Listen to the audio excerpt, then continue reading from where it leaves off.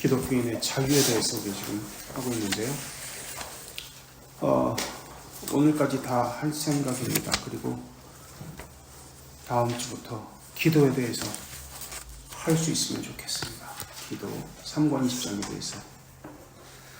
자, 기도하고 시작합니다. 거룩한 삼위동질의 하나님, 저희들에게 기독교인의 자유에 대해서 가르쳐 주셨습니다. 이 자유는 방종과 방임의 자유가 아니라 의무와 책무를 다하는 하나님의 법 안에서의 자유라는 것을 알려주셨습니다. 주의를 지키는 것과 예배에 참여하여서 신자로서 의무를 다하는 것과 여러 가지 우리에게 주신 규율대로 교회의 질서를 따르는 것, 이 모든 것들이 하나님의 법 안에 있음을 저희들 알고 있습니다. 이러한 전제를 가지고 살고 있는지 돌아보게 하시옵고, 필요에 따라서 세상의 이익과 또한 성경의 전제를 섞어서 자신의 유익에 따라 살아가고 있지는 않는지 돌아보게 하여 주시옵소서. 거룩히 구별하여 지키라고 말씀하신 이 주일에 어떻게 지키는 것이 참된 주의를 지키는 것인지 다시 한번 자신을 살펴보게 하시옵고, 또한 온전히 하나님 앞에 예배드리고 양육을 받는 모든 순간순간 하나님께서 함께하여 주신 분에 인해서 성령께서 주시는 그리스도의 구속의 적용이 저희들 가운데 있게 하시옵고, 이것을 수용하여 저희들의 삶 가운데 행할 수 있도록 저희들의 의지를 붙들어 주시고 인도하여 주시옵소서. 주께서 주시는 은혜를 사모하며 예수님의 이름으로 기도합니다. 아멘. 자, 이 책에서는 아디아포라의 문제를 세 가지로 이야기합니다. 주의를 지키는 것, 옷을 주일 예배에 어떤 옷을 입어야 될지, 헌금을 어떻게 해야 될지에 대해서 이야기합니다. 그런데 사실 이것은 옷을 입는 것도 사실은 포함해서 아디아포라라기보다도 어떤 의미에서는 의무입니다. 의무. 왜냐하면 교회 헌법에 보면은 신자의 의무로서 이러한 것을 명시하고 있기 때문에 그렇습니다. 어쨌든 우리는 거룩한 백성이라고 불립니다. 그래서 성도라고 불립니다. 거룩한 사람, 구별되었다는 의미죠. 거룩이라는 것은. 그리고 거룩한 장소, 거룩한 날, 주일, 거룩한, 이것은 물건은 성물이라고 이야기하는데 우리는 사실 그런 개념이 좀 없죠. 어쨌든 구별되었다는 점에서 거룩이라는 개념으로 사용합니다. 어떤 옷을 입느냐? 사실 전적으로 자유입니다.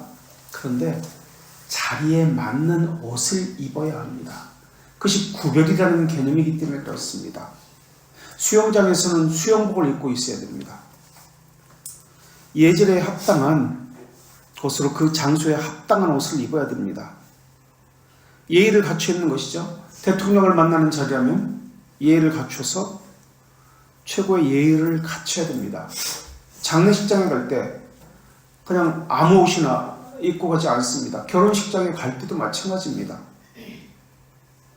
옷 입는 것은 아디아포라의 문제라고 이 책에서 지금 이야기하고 있는데, 사실은 품위 있고 질서 있게 하라는, 덕을 세우라는 하나님의 고린도전서 14장 40절의 말씀과 함께 어울려야 한다고 생각합니다. 무엇을 하든지 하나님의 영광을 위해서 해야 한다는 이 말씀과 따라가야 된다고 생각합니다. 그렇다면 덕을 위해서, 하나님의 영광을 위해서 구별됨을 적용할 때 공예배에서 자유로운 복장을 입는다라는 개념은 회중에게만 적용되는 말인가요? 목사가 반바지 입고 슬리퍼 신고 설교한다. 어떻게 생각하십니까? 그냥 아무 옷이나 입고 티셔츠 입고 설교한다. 그래도 되는 것일까요? 주일 예배? 예배자로 목사는 자신의 갖추어야 할 자세가 있습니다. 그럼 성도들은 어떻습니까? 참여자이기 때문에 아무런 옷을 입고 와도 될까요? 자기를 드린다는 개념이 무엇일까요? 예의와 덕에 관한 문제가 아닐까요? 예배라는 것은 하나님께 최고의 가치를 드리는 겁니다. 최고의 가치를 드리는 사람이 구별된 시간에, 구별된 날에, 구별된 장소에 왔습니다. 그래서 구별된 것을 드립니다. 헌상도 마찬가지죠. 그런데 자신과 함께 예배를 드리는데 하나님께서는 그 제물만 받고 그 사람은 받지 않으신가요? 제물과 함께 그 사람도 받지 않습니다. 예배가 최고의 가치를 드리는 것인데, 그래서 성경에 보면 엎드려서 존귀와 영광을 하나님께 드린다라고 했습니다. 어떤 모습을 갖춰야 될까요? 물론 교회를 교회되게 하는 것은 어떤 옷을 입어야 되는 것, 이것이 아닙니다만 자기 편의적인 것, 이것이 우상숭배라고 했습니다. 사람 중심적인 것, 자기 편의적으로 즐긴다는 개념을 가지고 있는 것, 하나님께 드린다는 이 헌상의 개념이 아니죠. 물론 지금 요즘 미국에서는 청바지 입고 설교하기도 합니다. 티셔츠 입고. 또 반대로 어떤 교회에서는 목사인데 박사 가운을 입고, 목사 가운도 아니고 박사 가운을 입고 설교하는 사람도 있습니다. 예배는 사람에게 보기에 좋으라고 하는 것일까요? 사람 중심이 예배일까요? 하나님 중심 아닐까요? 한국교회는 찬양대라든지 헌금위원 그리고 안내위원은 옷을 갖춰 입습니다. 가운을 입습니다. 그 교회 문화로 자리 잡았습니다. 그거에 대해서 뭐라고 하지 않습니다.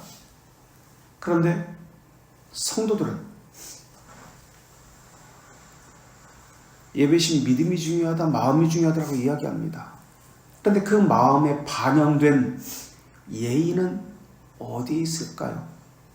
나만 편하면 되지 라는 생각. 옷은 그 사람의 마음의 반영입니다. 예의를 갖추는 것입니다. 어떤 옷을 입어야 될지 성경에는 구체적으로 나오지 않습니다. 그러나 최소한 디모데전서 2장 9절에는 단정하게라는 단어가 나옵니다. 그리고 무엇을 하든지 하나님의 영광을 위해서라고 나옵니다. 먹든지 마시든지. 그래서 개혁교회는 구별됨을 이야기합니다. 거룩함으로. 무엇을 위해서든지 자기를 위해서 하지 않습니다. 자기 편함, 자기 중심적으로 하지 않습니다. 하나님의 영광을 위해서 합니다. 하나님의 중심을 그렇게 중심으로 삽니다. 그래서 구별됨이라는 개념이 개혁교회에서는 분명히 드러납니다. 그래서 개혁교회 전통은 정장을 입습니다. 이게 전통입니다. 그런데 한국의 개혁교회는 물론 일부 개혁교회가 그렇습니다만 자유롭게 합니다.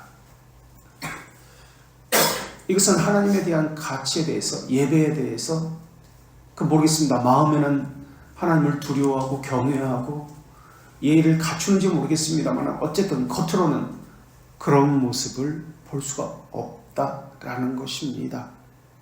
먼저 있던 사람들이 본을 보여야 합니다. 그래야 나중에 온 사람들도 그렇게 따라할 것입니다. 그래서 개혁교회 전통에서는 정장을 입었으면 좋겠습니다. 아니, 입었으면 좋겠습니다가 아니라 그렇게 합니다. 그리고 학교 다니는 친구들은 교복을 입는 것으로 그렇게 하고 있습니다. 그럴 때 자세가 다릅니다. 마음가짐이 다릅니다. 어떻게 교회 오는데 슬리퍼를 신고 올 수 있을까요?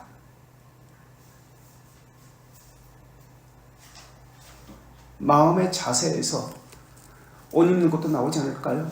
하나님을 경외하고 가장 최고의 가치를 두게 된다면 옷 입는 것도 다르게 입지 않을까요?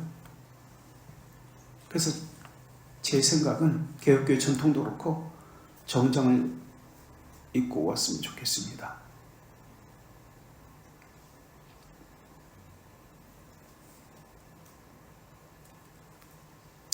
기독교인의 자유인데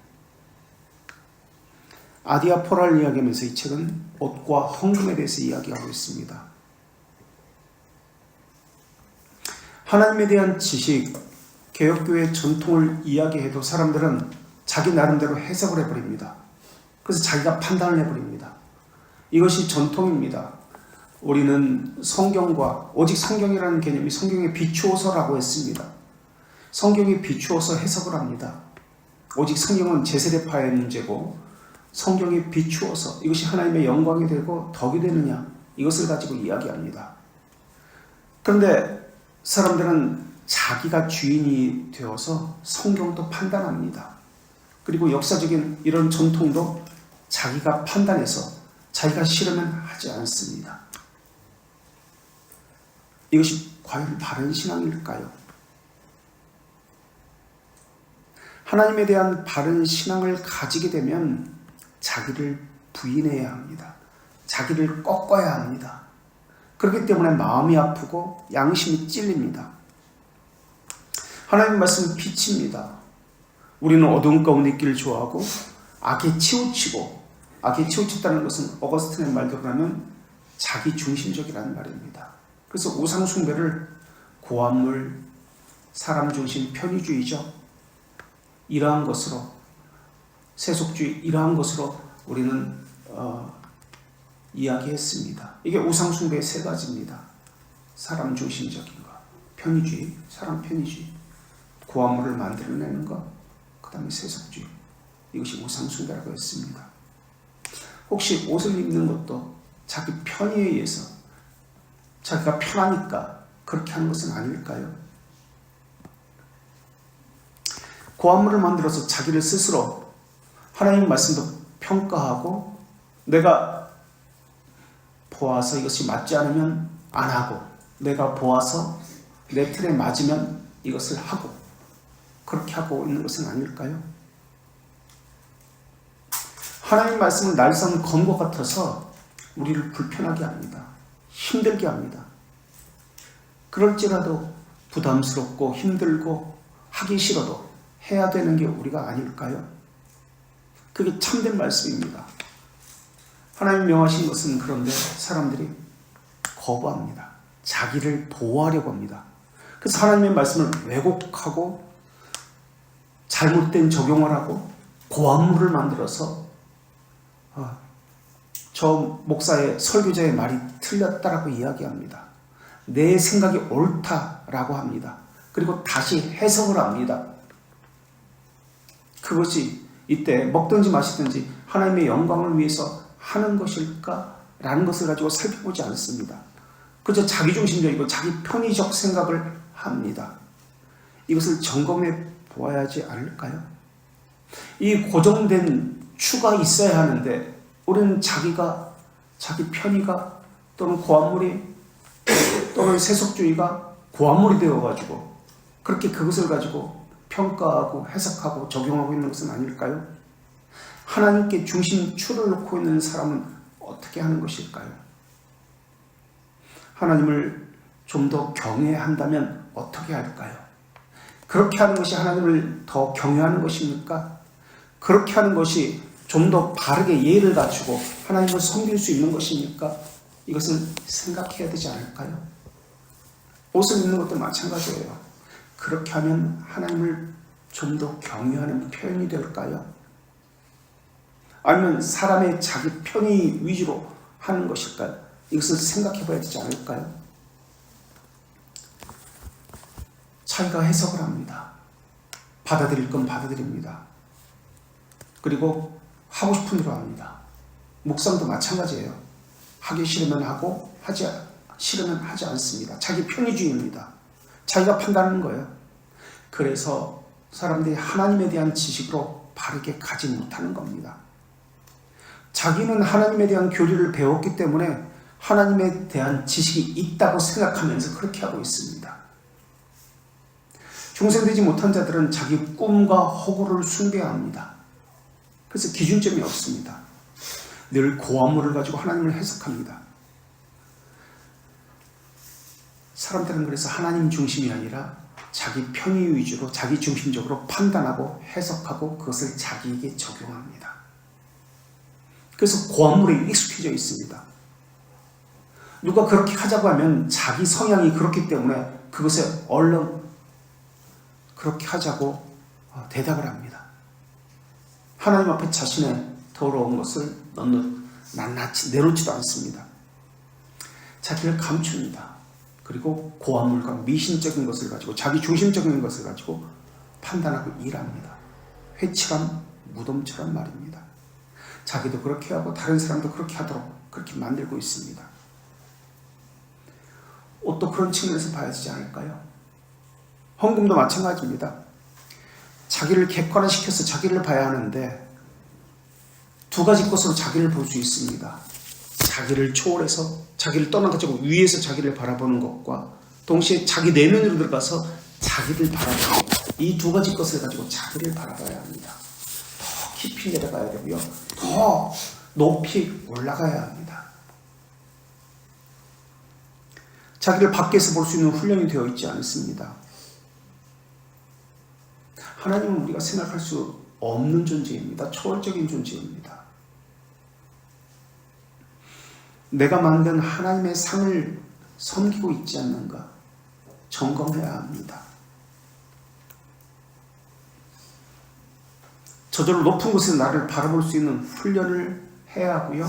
나를 객관적으로 볼 수 있는 이 훈련이 되어야 합니다. 그래서 조급하지 말고 시간을 가지고 여유를 가지고 봐야 합니다. 하나님은 우리가 추리하거나 상상할 수 있는 하나님이 아닙니다. 이 말은 하나님은 초월적인 분이고 내 밖에 계신다는 분입니다. 그래서 내가 가진 생각, 사고 이렇게 하는 것이 하나님의 영광을 드러내는 것이고 하나님을 경외하는 것인지 잠잠히 내 밖에서 자신의 그 행동들을 살펴야 합니다. 육체적인 어리석음으로 하나님을 살피려고 해서는 안 됩니다. 그런 개념이 하늘에 계시다. 그리고 영이신 하나님이라는 개념입니다. 지성의 것으로 하나님의 것을 판단하지 말라는 뜻입니다. 하나님이 우리를 선택하신 근거는 하나님의 선한 기쁨입니다.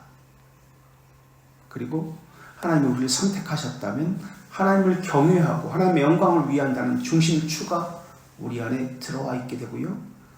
그리고 선택의 열매가 맺혀지게 되어 있습니다. 그 선택의 열매는 하나님의 영광을 위해서 산다는 겁니다. 중심추가 하나님에게 있다는 것입니다. 그러니까 죄들의 용서인 칭의만 가지고 이야기하지 말라는 거예요. 성화도 함께 가지고 이야기해야 돼요. 믿음의 혜택은 회개이고요. 믿음의 결과는 회개이고요. 믿음의 혜택은 우리가 알고 있는 대로 무엇이죠? 그것이 나타나 보아야 합니다. 믿음이 있다면 칭의만 가지고 이야기하면 안 됩니다. 칭의도 믿음의 혜택입니다. 칭의, 성화, 견인, 자녀됨, 기독교인의 자유 이런 것들이 기도도 마찬가지고요.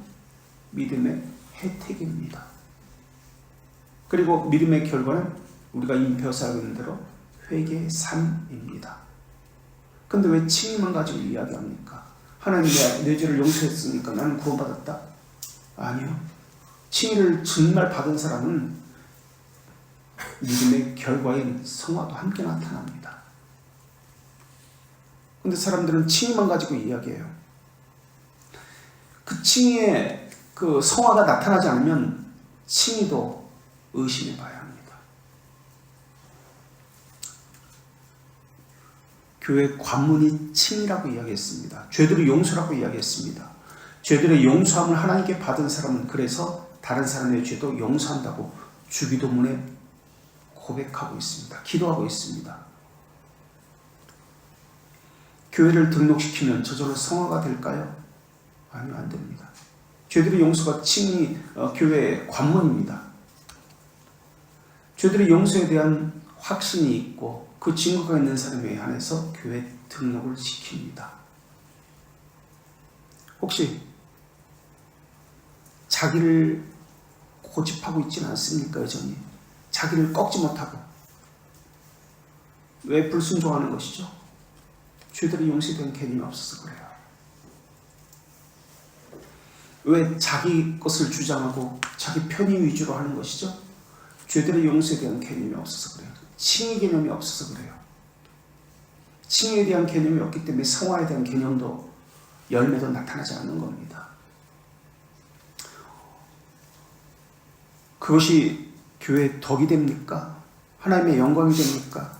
혹시 교회에 걱정거리를 끼치고 있는 것은 아닙니까? 거치는 돌이 되는 것은 아닙니까? 교회 헌법에 명시된 신자의 의무는 주의를 지키는 것입니다. 그러지 않을 때 시벌이 잇따르고 합니다.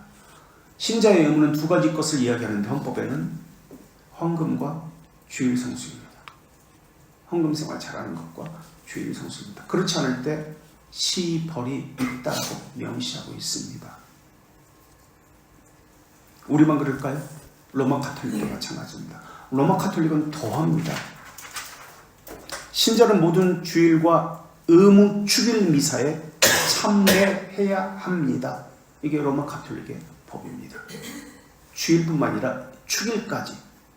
그리고 1년에 한 번 교회법은, 로마 가톨릭 교회법은 1년에 한 번 이상 고해 성사를 해야 합니다. 그러지 않을 때 시벌이 있습니다. 그리고 신자는, 로마 가톨릭의 신자는 교회 유지비 교무금과 헌금을 부담해야 합니다. 이게 신자의 의무로 되어 있습니다. 교무금은 11조라는 개념입니다. 이것이 로마 가톨릭의 신자가 지켜야 할 6가지 6대 의무라고 나오고 있습니다. 옷에 대해서 이야기했는데 헌금에 대해서도 좀 이야기해 볼까요? 어떤 사람들은 11조를 구약 율법의 소산이다 라고 이야기합니다. 과연 그럴까요? 율법의 소산일까요? 모세에 준 율법에 있는 것일까요? 그래서 은혜의 시대에는 하지 않는다고 이야기합니다. 지금은 은혜 시대입니까? 이미 이렇게 율법 시대, 은혜 시대로 구분하고 있는 이 사람의 생각은 세대주의입니다.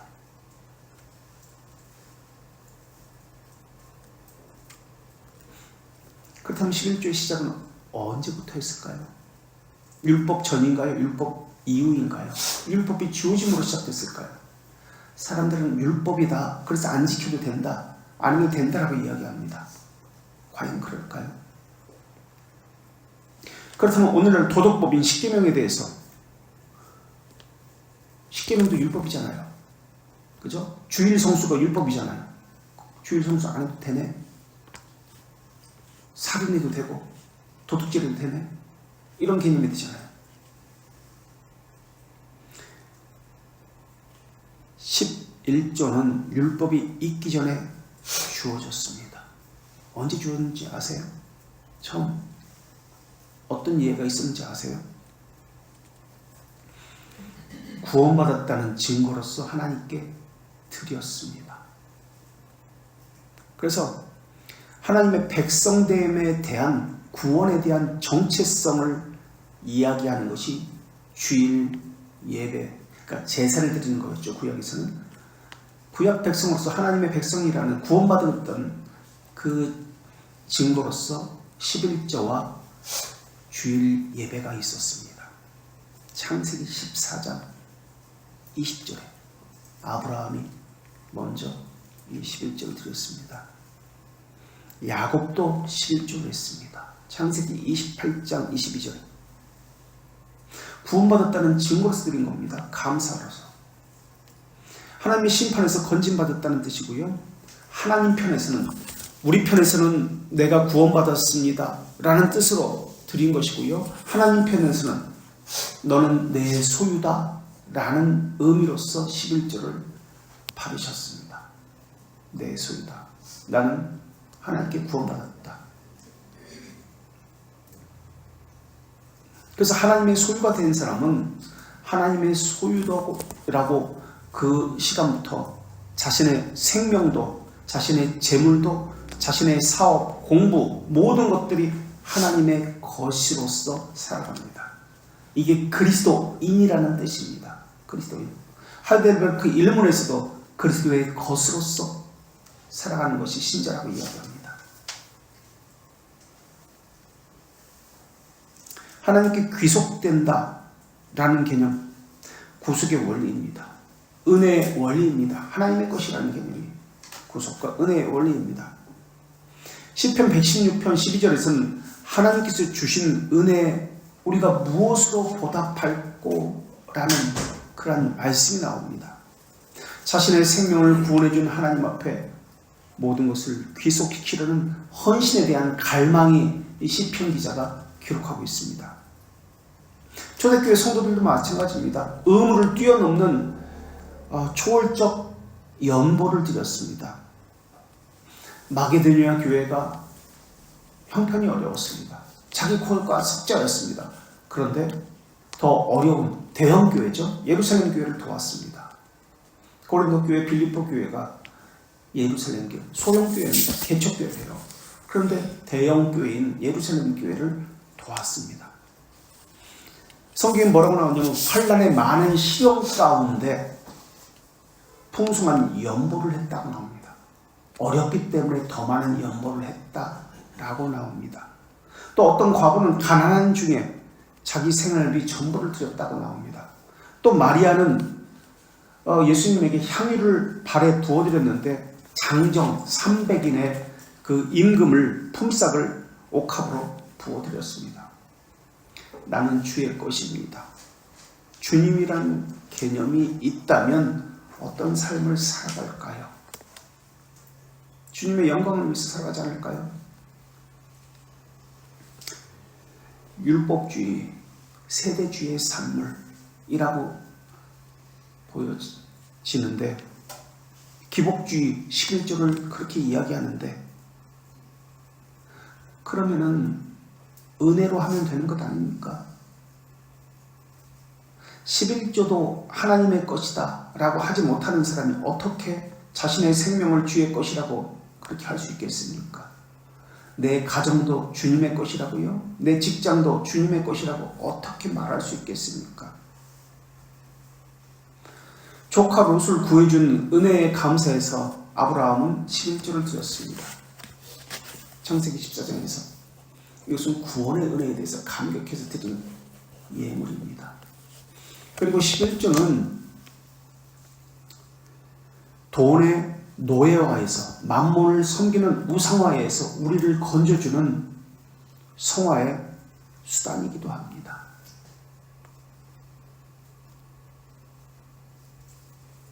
(11조를) 없앴다 하면 저부터 죽을 겁니다. 왜냐하면 11조 안 내니까. 목사 사례비 받아가지고 11조 안 내면 그거 다 자기 것이니까.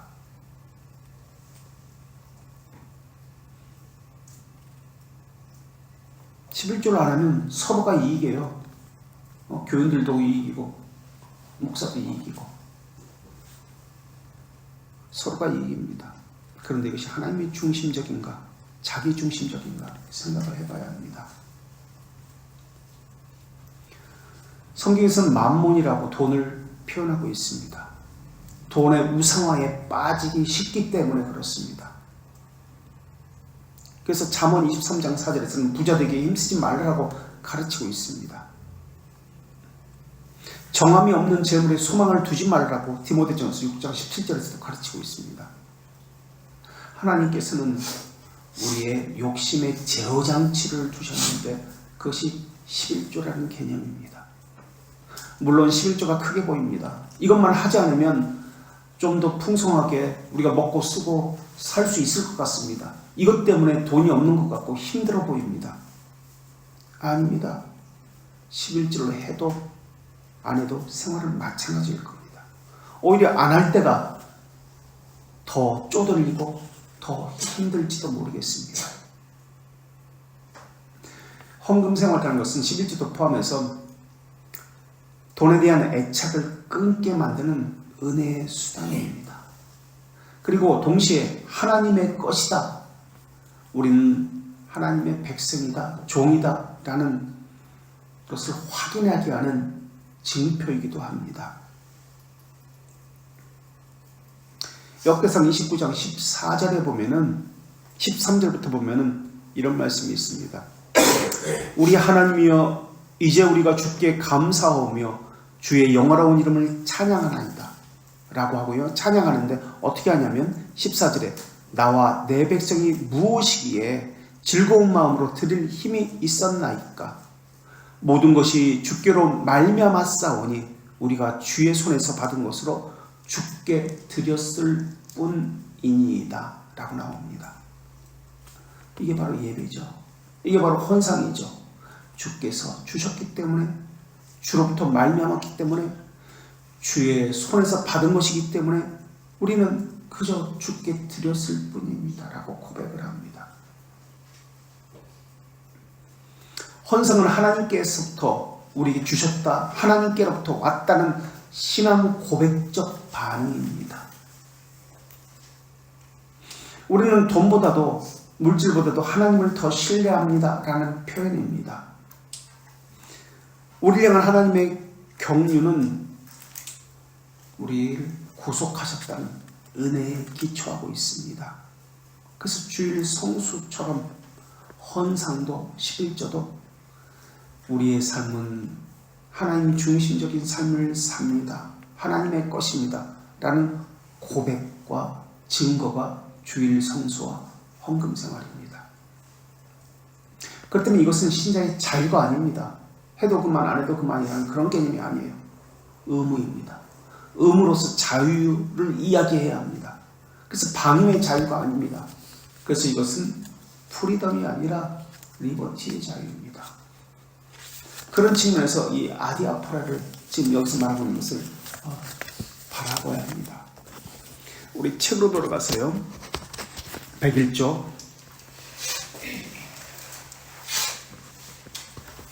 중간 단락. 이처럼 위에서 한 10번째, 11번째 줄. 이처럼 우리 생활에서 자유를 넘어서 방종해서는 안 됩니다. 이때 자유가 어떤 단어인지 우리가 이야기했습니다. 첫째, 주일은 안식일이니까 육체적으로 쉼을 가져야 한다고 하며 주일 오후 예배에 불참하는 자들은 방종하는 것입니다. 두 번째, 이거 117문에 대해서 우리가 대교리입니다. 117문에서 살펴보았습니다. 두 번째, 하나님을 외모로 보시지 않기 때문에 아무 옷이나 입고 예배에 참석해도 된다고 주장하는 자들도 마찬가지입니다. 이것도 이야기했습니다. 무엇을 하든지 먹든지 마시든지 하나님의 영광을 위해서 하라는 것을 복장에도 적용시켜야 한다라고 얘기했습니다. 그래서 전통적으로 개혁교회는 정장을 입었습니다.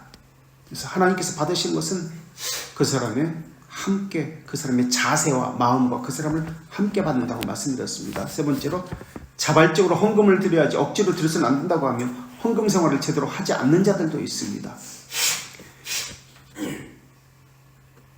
우리는 헌금을 이제 이름을 쓰지 않고 하잖아요. 근데 신방을 가면은 헌금 생활을 하고 있는지 11조를 하고 있는지 질문을 하게 되어 있습니다. 개혁교회에서는. 그 신방에서 이것은 반드시 하는데요. 이때 양심에 의해서 질문을 하고 대답을 하게 됩니다.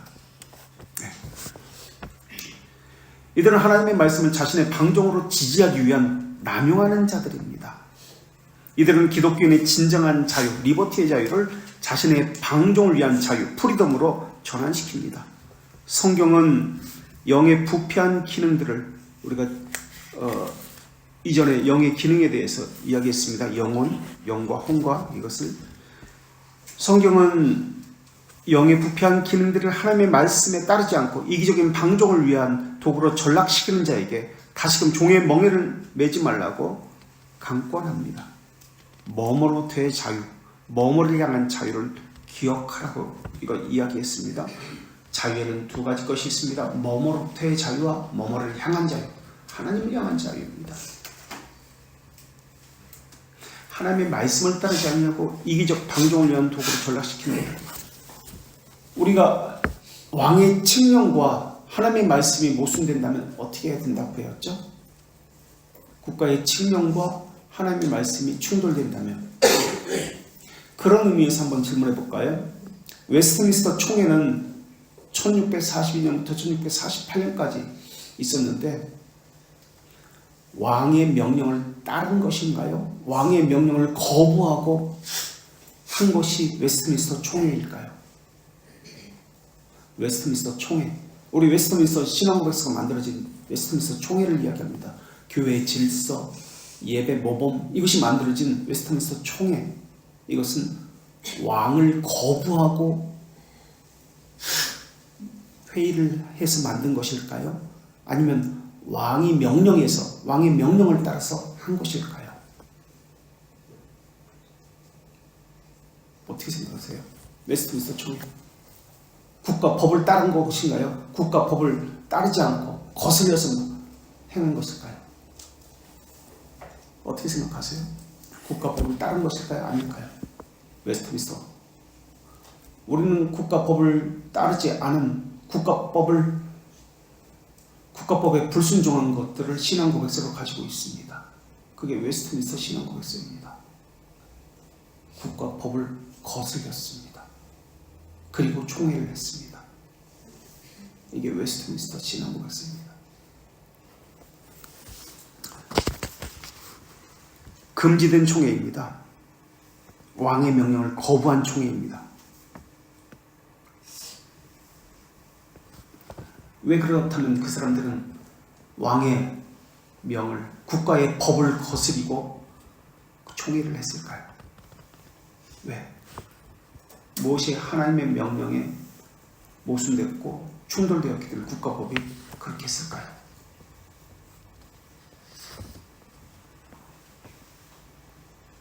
결사, 집회, 예배의 금지는 양심의 자유를 억압하기 때문에 그렇습니다.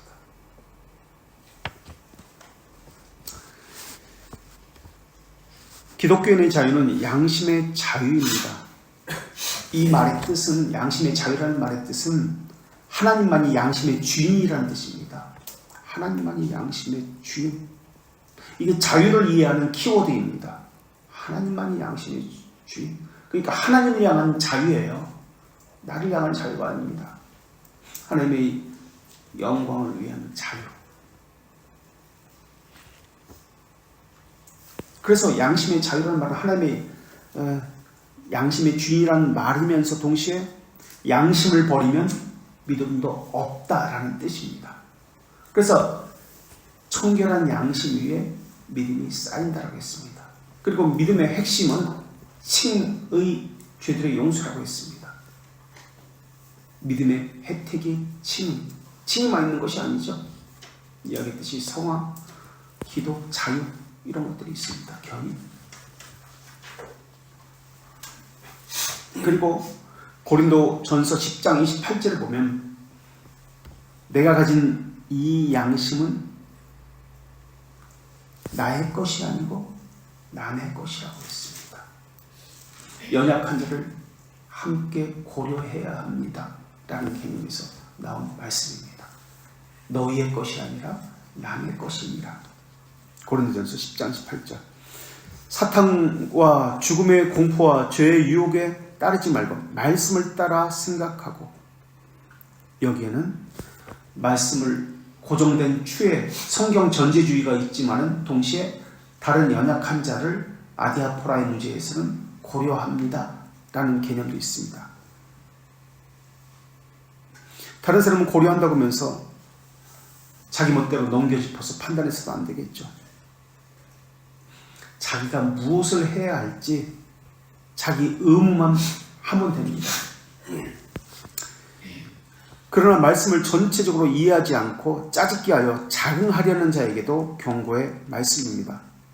그래서 오직 성경이라는 개념은 성경을 비추어서, 말씀에 비추어서라는 뜻이기도 하지만 성경의 전체성, 통일성을 가지고 본다는 개념이기도 합니다.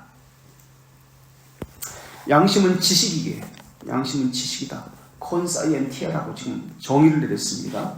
무엇과 더불어하는 지식, 양심은 지식이기에 말씀에 대한 지식을 거울로 삼아서 양심의 자유를 가져야 합니다.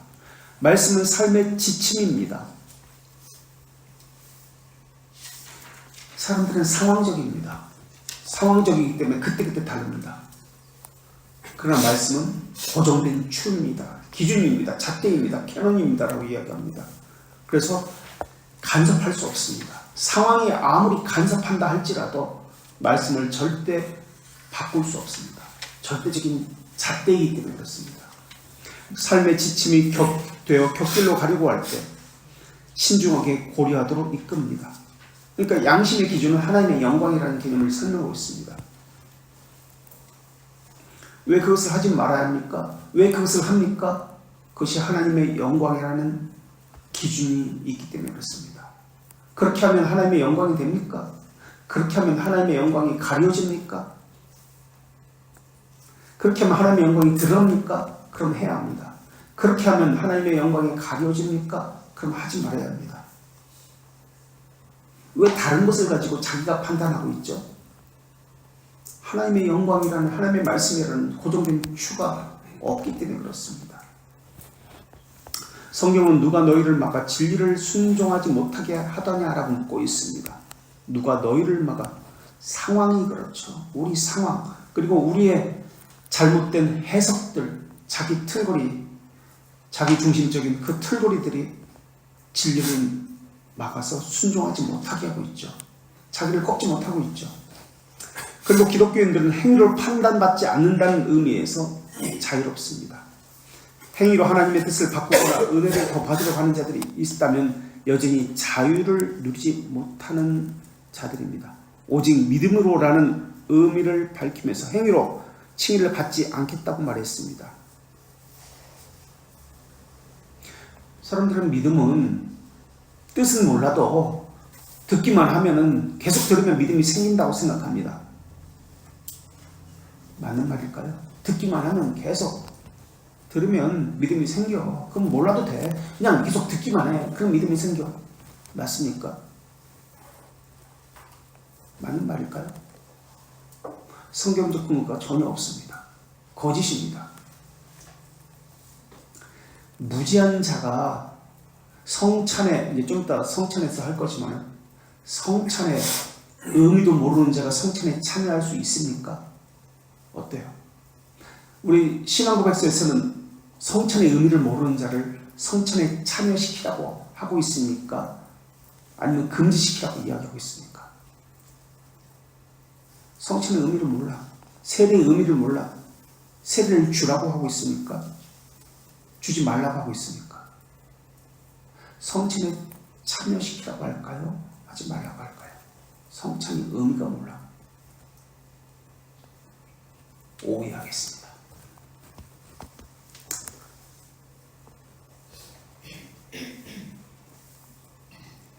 그렇다고 행위와 상관없이 그러한 삶을 살겠다고 하는 것은 방종입니다.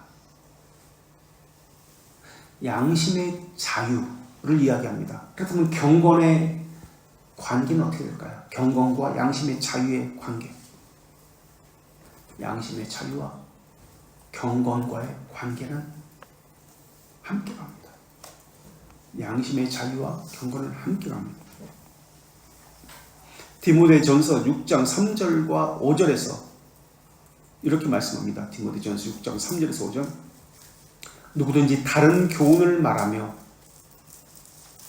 다른 교훈이 뭔지를 설명합니다. 이제 곧 우리 주 예수 그리스도의 말씀과 경건의 교훈을 따르지 아니하며 그는 교만하여 아무것도 알지 못하고 변론과 언쟁을 좋아하는 자니 이로써 투기와 분쟁과 비방과 악한 생각이 나며 마음이 부패하여지고 진리를 잃어버리니 경건의 이익을 방도로 생각하는 자들이 다툼이 일어나느니라.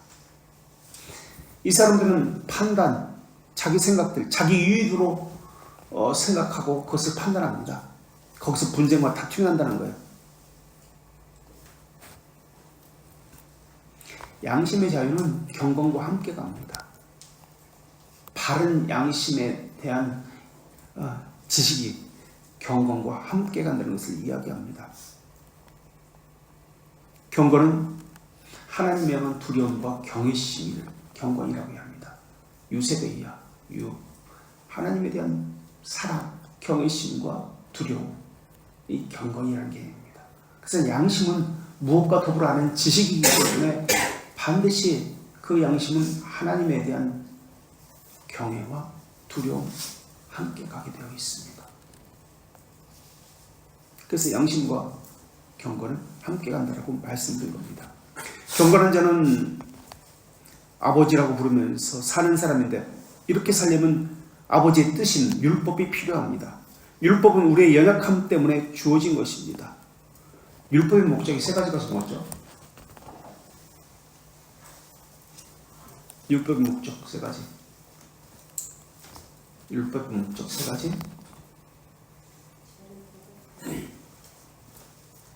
자신의 비참함을 깨닫게 합니다. 율법의 정죄로 인해서 자신의 비참함을 깨닫게 합니다.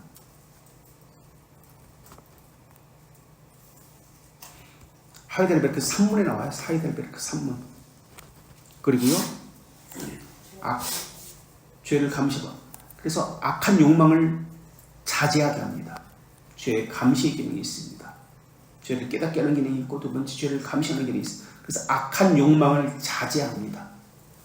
그리고 세 번째, 약속의 기능이 있습니다. 그래서 약속으로 주님의 뜻을 깨닫습니다. 그래서 심정을 강화합니다. 이게 기독교 강요 2권 7장에 나옵니다. 2권 7장 율법의 목적을 설명하면서 합니다.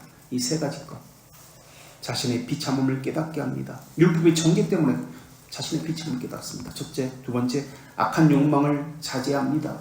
죄가 감시하는 기능을 하기 때문에, 율법이 감시하는 기능을 하기 때문에. 세 번째, 약속으로 주님의 뜻을 깨닫습니다. 그래서 심정을 강화합니다.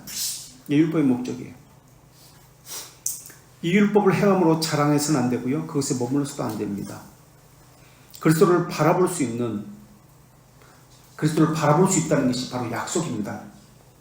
율법의 중심인 예수 그리스도를 바라보게 하는 것.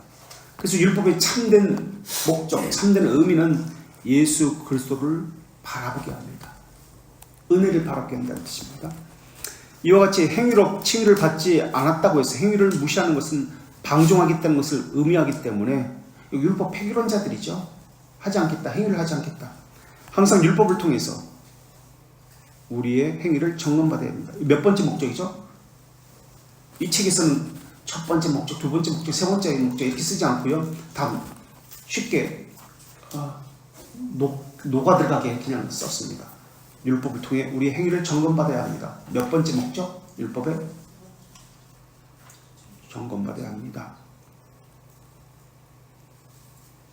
첫 번째 목적, 율법의 첫 번째 목적. 그 율법이 아니면 우리의 죄들을 깨달을 수 없습니다.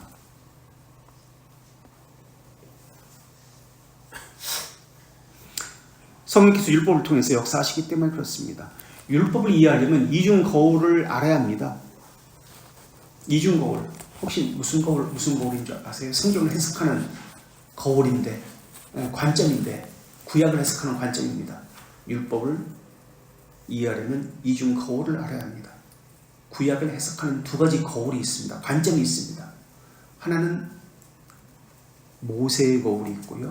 칼빈이 이야기하는 거예요, 지금 기독교에서. 모세의 거울. 두 번째는 다윗의 거울. 모세의 관점과 다윗의 관점이에요. 이 관점이 무엇일까요? 모세의 관점, 다윗의 관점, 어떤 관점일까요? 그래서 신명기 사관, 민수기 사관, 이런 말을 혹시 들어보신 적 있나요? 역대기하고 또 뭐죠?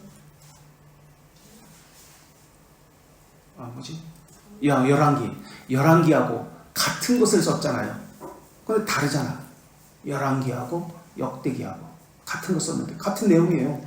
근데 관점이 달라요. 예를 들면 모세의 거울과 다윗의 거울도 마찬가지예요. 그래서 구약 시대는 이 이중의 거울로 해석을 합니다. 그래서 이중의 거울로 예수 그리스도에 대한 지식을 가졌습니다. 모세는 율법을 통해서 바라보는 겁니다. 율법을 통해서 바라본다는 것은 무슨 관점일까요? 다윗은 선지자적 관점을 합니다. 관점을 가지고 있습니다. 선지자적 해석을 합니다. 그렇다면 모세는 율법이니까 율법과 관련된 것이 누구죠? 선지자가 아니라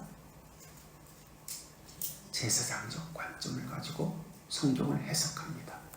제사장이니까 예배, 계명, 율법 이런 것과 관련되어지겠죠. 선지자적 관점은 무엇과 관련되어질까요? 선지자는 해석이죠. 하나님의 말씀에 대한 바른 해석이에요. 예배, 예식, 제사가 중요한 게 아니에요. 선지자는 하나님의 말씀을 가지고 바르게 적용하고 실행하고 있느냐, 이게 중요합니다. 하나님의 뜻대로 순종하느냐. 제사에 관심이 있는 것은 제사장, 율법에 관심이 있고 성전에 관심이 있고 이것이 제사장입니다. 그러나 선지자는 성전, 이런 계명, 물론 계명에도 관심이 있지만 거기에는 관심이 없어요. 성전, 율법, 여기서 제사 이런 것에. 그래서 율법은 하나님의 정의를 나타내는 거울입니다. 하나님의 정의, 잣대를 가지고 있죠. 그래서 율법을 통해서, 의식을 통해서 모세는 예수 그리스도를 바라봤습니다. 선지자는, 다윗은 선지자적 관점으로 예수 그리스도를 바라보았습니다. 그래서 구약을 해석하는 두 거울은, 두 관점은 모세의 거울과 제사장적 관점과 선지자적 관점으로 성경을, 예수 그리스도를 바라보았습니다.